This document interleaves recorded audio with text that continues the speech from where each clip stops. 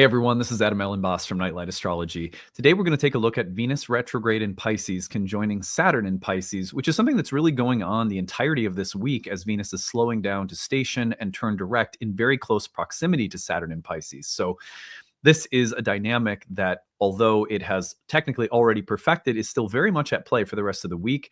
And so we're going to look at it today. We're going to explore one of the classic themes related to Venus and Saturn, which has to do with the death or ending of key relationships in our lives. But we are going to pull value out of that idea or that image of a relationship ending and talk about it metaphorically and spiritually and psychologically, because although there's a very real way in which Venus-Saturn contacts can correlate with the endings of relationships, there's a lot more at play than just that literal idea. So hopefully looking at this today will give us some depth as we experience this transit for the rest of the week, some deeper perspective.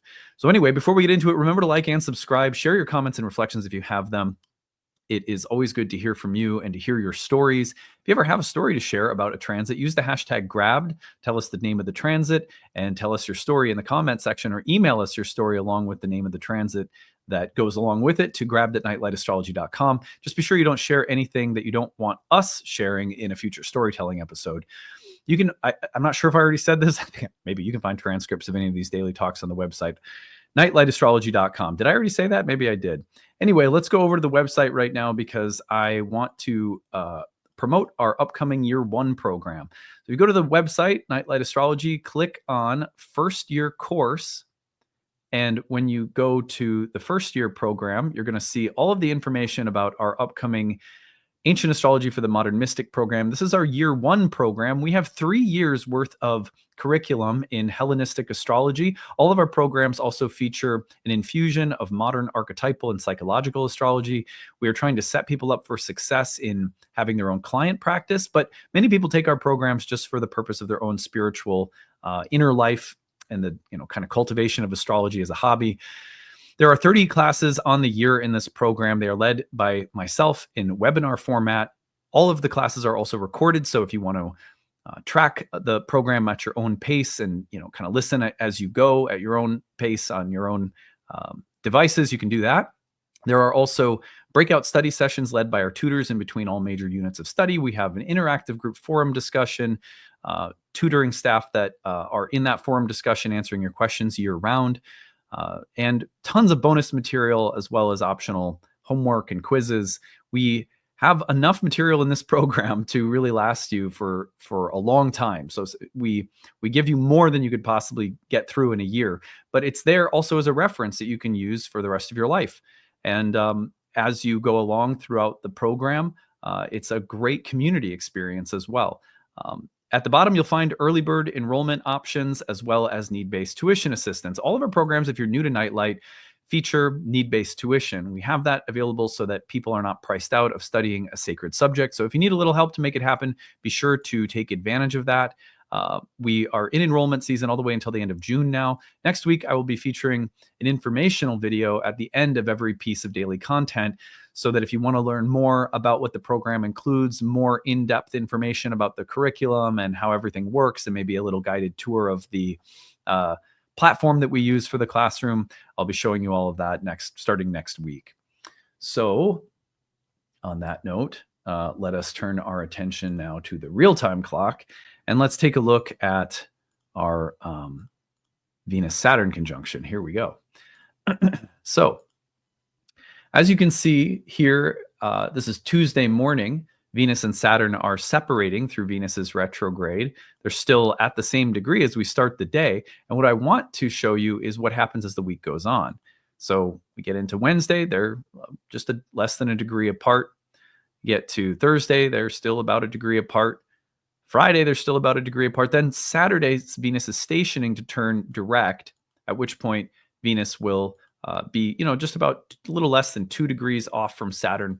And then Venus in direct motion will catch up with Saturn again around April 22nd, 23rd, 24th, 25th. See how they're traveling together really without Venus gaining that 3 degrees of separation until May 1st. So that means that we are in a period of Venus-Saturn a meaningful period of the expression of the Venus-Saturn dynamic until the end of the month. So to me, that means that it's a good transit for us to reflect on, even though they technically conjoined yesterday. They're very much dancing together for the remainder of this entire month of April. So why not take a deeper look at it? And one of the textbook things, like line 1A in every astrology cookbook for Venus Saturn, will be, divorce or breakups or the end of a relationship or the termination of a contract. The reason for that is that Saturn is one of the natural significators of death, of impermanence, of winter, of darkness, the end of a day when the sun sets, also often associated with Saturn. So because Saturn has this kind of baked in meaning of endings, of reaching the limit or expiration, of old age and the natural process of diminishment or entropy, decay, we put Venus with Saturn in any dynamic, conjunction, square, oppositions being the loudest usually, and you get the love that dies. Venus, the love or the relationship, all Venusian signatures that reach a point of ending. So could this week literally bring us the end of certain kinds of relationships in any area of life? Of course it could. But let's unpack this at a deeper level. I think that we miss so much in astrology when we only operate at the most literal level of archetypal expression. So let's unpack this. Here's 5 things to watch for that play on the idea of a love dying. How are let's think of Venus right now as our values, as what we are attracted to, what we desire, what we appreciate, what we love, what we enjoy, what we like, all things that Venus represents. Venus is sort of like the thumbs up button in life. It's I like this kind of food. I like this kind of art. Purple on my wall is one of my favorite colors. I appreciate this type of film or this type of music. I like to make love in this particular way. I'm attracted to this particular kind of person. All values, but values connected to what we desire, what we love, what we appreciate, what we enjoy, what we find pleasing. So, that's one way, important way of qualifying Venus here for our talk today. Another way of thinking about Venus is in terms of not just a relationship itself, but it has to do with what we find most pleasing or satisfying about relationships. For example, is it a value of yours to be in relationship with someone who really likes to talk about intellectual things or likes to talk about the news or really enjoys sports or the arts, or someone who really appreciates yoga or spirituality or astrology, whatever the case might be? Venus is not just your boyfriend or your girlfriend or your partner, but Venus is also saying something about what we need or want or desire that constitutes the pleasure of a relationship, that makes it worth having. Well, I need this kind of relationship because this is what I enjoy. This is what brings me happiness. Okay. The other thing that is true in our lives, if you think about it, I don't know anyone for whom this isn't true, but you tell me if I'm wrong, is that our desires, our values, and how we define pleasure changes. It evolves. When I was a kid, I hated olives. Now I really enjoy them. My daughters several years ago hated mushrooms. Now they're open to them. You know what I mean? There is an evolution taking place in our life with respect to our taste, our interest, our values, our aesthetics.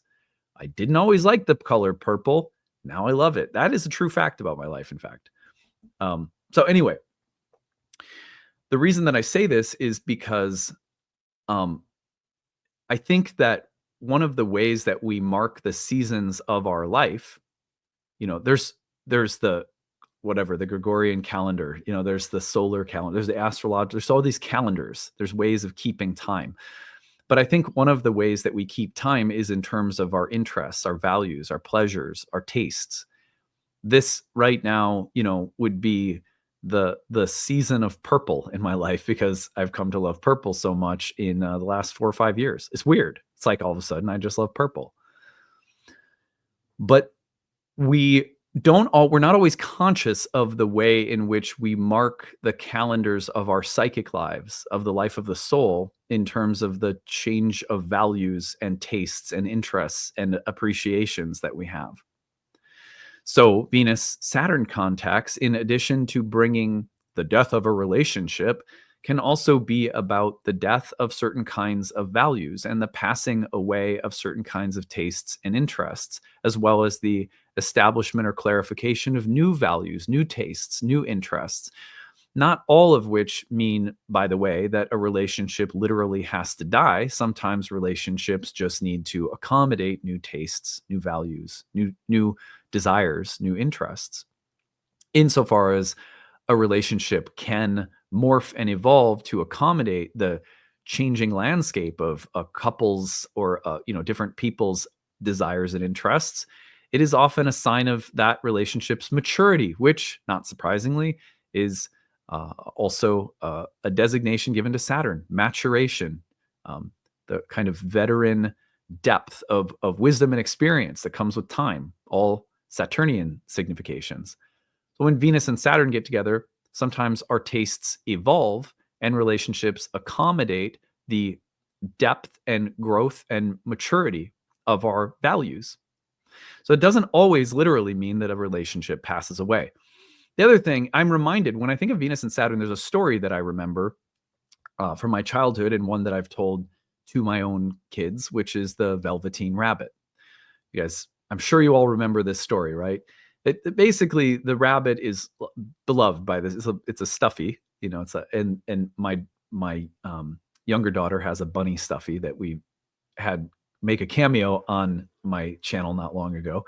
But anyway, this stuffy is loved and loved and loved and loved, and then finally is sort of the rabbit dies.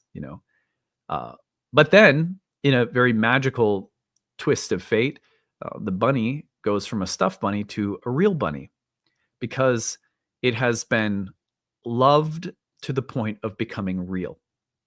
And yet the transition from being a beloved thing, but a play toy, to a real bunny is death. That the ending of the sort of imaginary or imaginal or the there's a bridge that the bunny has to cross from in order to achieve becoming a real bunny, and it's death.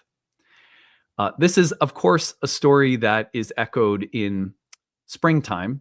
The rabbit obviously is like an emblem of spring. We have Easter, all this. There's amazing, interesting, quote unquote, pagan correlations with spring that, we can talk about, or the Christian Easter or whatever. But this idea of resurrection is also a key part of what Saturn designates. Remember that Saturn's natural opposite, which we've talked about recently on my channel, is the sun or the moon. But the signs of Saturn are opposite the signs of the lights. The lights represent life. Their signs are placed at the beginning of spring, in the middle of summer, zodiacally speaking. They represent life and light. Saturn's signs are placed at the beginning and middle of winter, the place of death. But the idea for ancients is that this oppositional tandem are embedded in one another. And so death is within the constant wheel of life. Death is just a portal or a bridge to a new kind of life. Death is an ending, but it's an ending that makes something new, or that makes something go from one form to another. Just like the bunny goes from being a stuffy to a real bunny, death ferries the bunny through a transition. And that transition is one that deepens and strengthens and makes something, there's that word maturation. There's a kind of initiation across the threshold of Saturn that takes place, where something goes from, ideal to real, or imagined to real, something like that. Not surprisingly, Saturn is sometimes said to be the reality principle. But what does that really mean? I think one of the things we overlook about Saturn is not so much that Saturn lacks imagination, as much as it is that Saturn is a part of the process of things going from imaginal or rooted in fantasy to becoming materialized. And for most of us, that can be, that's a dream come true. We don't think of Saturn as a, you know, a bestower of blessings, or a planet that makes dreams come true. But insofar as death and age and the process of time make things deeper and realer for us, Saturn is a bestower of blessings, because Saturn makes things real in time, through the process of death, through the process of aging and maturation. So that's also important, because when we talk about a love or a relationship passing away or dying, one thing we miss is that it is often when a relationship dies, and let's say you have to let go of one literally, the next relationship is often a major blessing. And we'll say, I think of my wife and I, we were both in relationships. So we thought we were someone who we thought we might marry. And then those relationships fell apart. And the very next person we met was each other. A lot of relationships happen like that, where the previous relationship taught you so many things that make the next love substantive and real. And not that the previous love was a fiction or something, but there's a process of maturation that involves pain and suffering and depth and difficulty and loss and expirations and endings, that often is somehow necessary. There's another Saturn word, necessity, for the sake of something more substantive, more mature, more full-bodied to emerge in time. This is also why most of us embrace paradigms of spiritual growth that involve many lifetimes. What is meant by that? Many deaths. Right? Many deaths of who and what we were trying to create. Every one of us is trying to create something with our life, with our sense of self, that will die someday. And the soul, I think most of us probably believe this, the soul will go on. And as it goes on, the forms it takes, the projects of love that the soul continues to experience, become more real to us. We become more real. We start stepping into the light of full consciousness, illumination, and are able to experience reality, reality as opposed to limited or partial understandings. There's that dichotomy between the sun and Saturn as ignorance versus illumination, but they're a necessary part of one another. So let's now look 5 things to watch for when it comes to how our love, our values, our tastes, our interests are made real by Saturn. 1, I've already alluded to this, but it's pain and suffering. I know that people, when they hear the words pain and suffering, think that immediately, like, that's a negative thing to have to think about. I don't see it that way personally. Maybe it's because of the serious amount of time I've spent studying Taoism, yoga philosophy, Buddhist philosophy. I don't know one spiritual tradition on the planet that doesn't tell us that pain and suffering are the means by which a spiritual life exists and moves along, because it's your relationship with pain and suffering, not your transcendence of pain and suffering, but your relationship, there's Venus, with pain and suffering, that provide depth. They provide compassion. They provide empathy. They provide forgiveness, acceptance, patience, peace, serenity.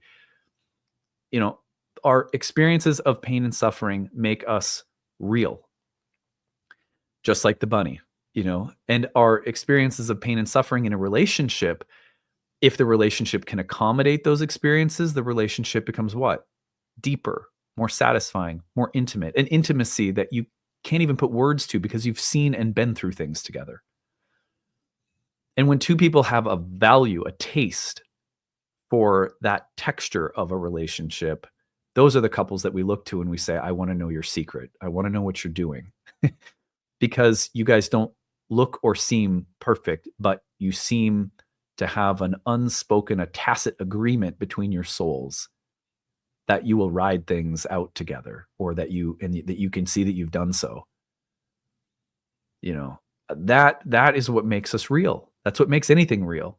If you think about your relationship, not only with another human, but with the thing you love that you do, like astrology, or for me, playing an instrument. It's the calluses that you build on your fingers as a guitar player, or it's the confusion and overwhelm you feel when you're learning a subject or a language like astrology. And somehow you have allowed your love of something to be greater than the discomfort of the pain and suffering that come with it. You've made room for the pain and suffering and let your love for the process to be greater than the discomfort of the pain and suffering. I think that is a hallmark of people who have experienced the real beautiful fruit of Venus and Saturn. It's like, yeah, what you love has been made deeper and much more powerful because you've allowed space for the difficulty. That doesn't mean you haven't experienced it. It doesn't mean you haven't really felt it, but you've allowed for it. You've somehow let it move through. So pain and suffering are part of how Venus and Saturn make our love real. Endings. Sometimes things end.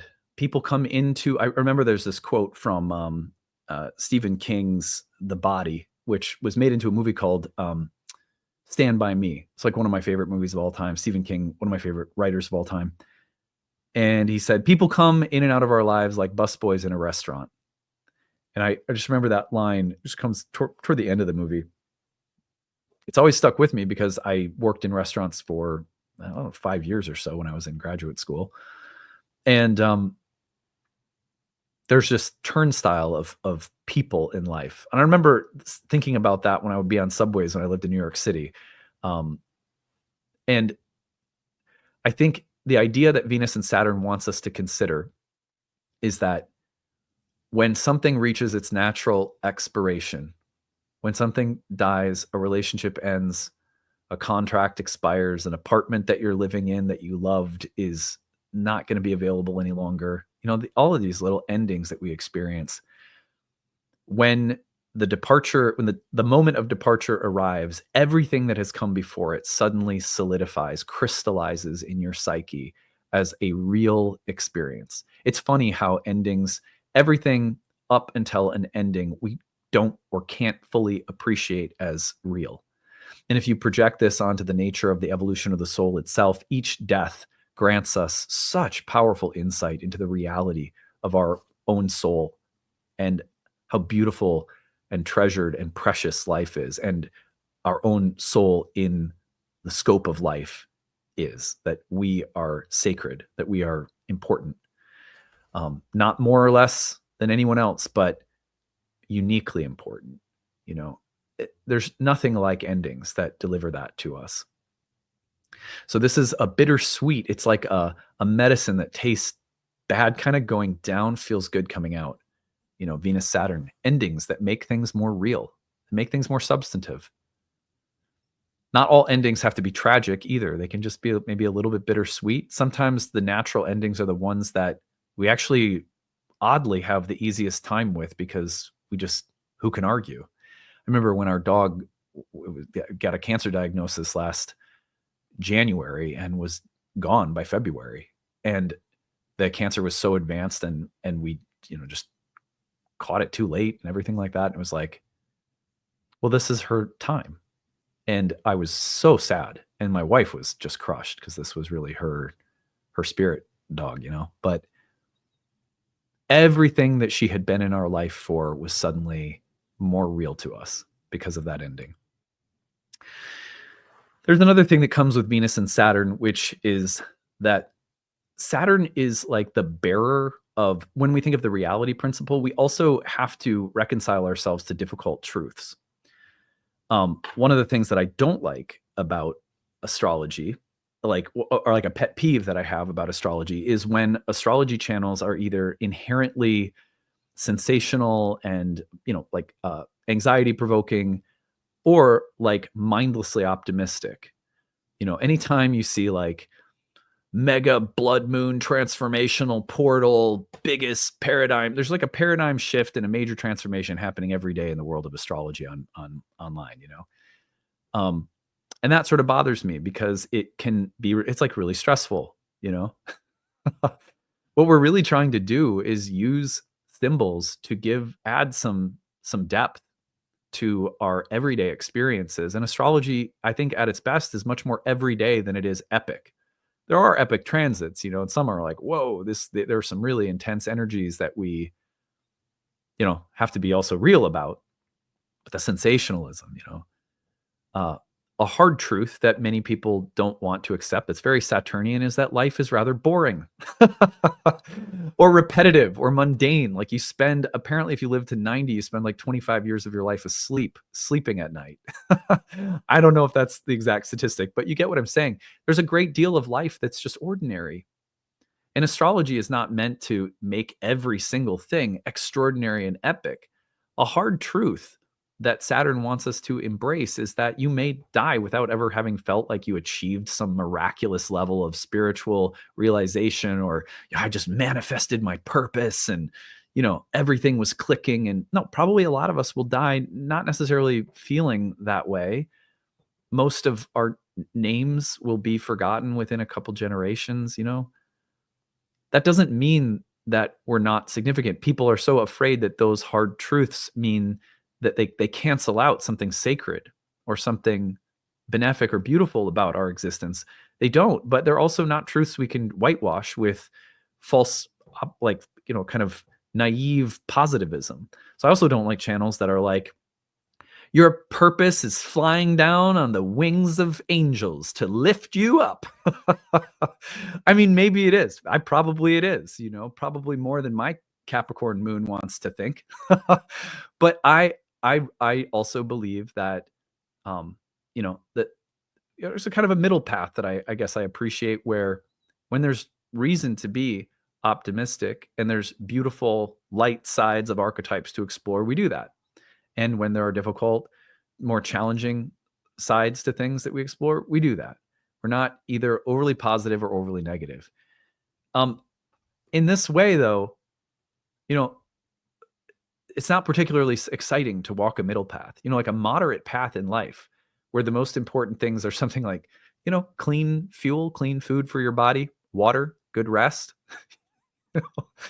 steady relationships that aren't rooted in drama and crisis, learning how to steady our consciousness, protect our serenity. Those things are in some ways about walking a middle path that's not like super thrilling.